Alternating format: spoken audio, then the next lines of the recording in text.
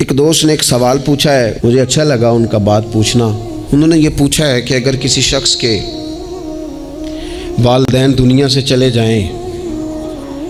اور جانے کے بعد اسے احساس ہو کہ مجھ سے بڑی غلطیاں ہو گئیں، اسے احساس ہو کہ بڑی کوتاہیاں ہو گئیں، بڑی جگہوں پہ میں بھول گیا۔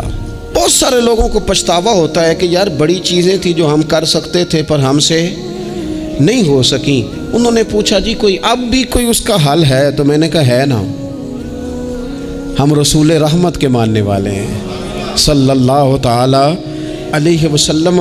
نبی پاک صلی اللہ تعالی علیہ وسلم نے ارشاد فرمایا، الترغیب والترہیب میں حدیث موجود ہے، حضرت انس بن مالک رضی اللہ تعالیٰ عنہ حدیث کے راوی ہیں۔ اللہ کے پیارے حبیب علیہ الصلاۃ والسلام نے فرمایا، جس بندے کے والدین یا دونوں میں سے کوئی ایک انتقال کر جائے اور وہ معاذ اللہ ان کا نافرمان ہو تو فرمایا پھر ان کے لیے دعا کرتا رہے، استغفار کرتا رہے، کرتا رہے، کرتا رہے، کرتا رہے، امید ہے اللہ اسے نیکوکاروں میں لکھ دے گا، وہ فرما برداروں میں آ جائے گا۔ شرط یہ ہے کہ وہ ان کے لیے استغفار کرے، دعائے مغفرت کرے، اب ان کے لیے وہ اب ہی شروع کر دے ان کو یاد کرنا،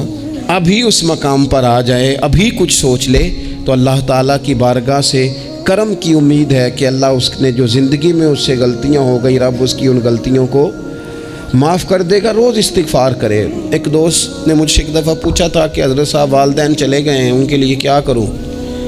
تو بڑی بڑی چیزیں بھی کی جا سکتی ہیں، لیکن میں نے اپنے اس محبت والے دوست کو یہ محبت والا مشورہ دیا تھا کہ میں چونکہ آپ کو جانتا ہوں آپ نماز میں کوتاہی کرتے ہیں، آپ نہ نماز پڑھنی شروع کر دیں۔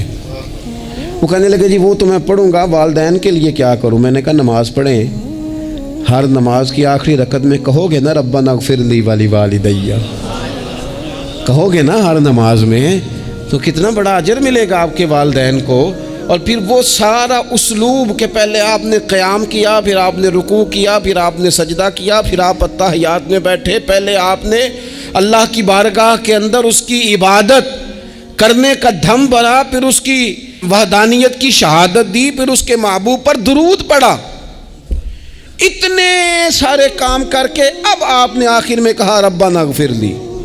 ولیوالدی، یا اللہ مجھے بخش دے اور میرے والدین کو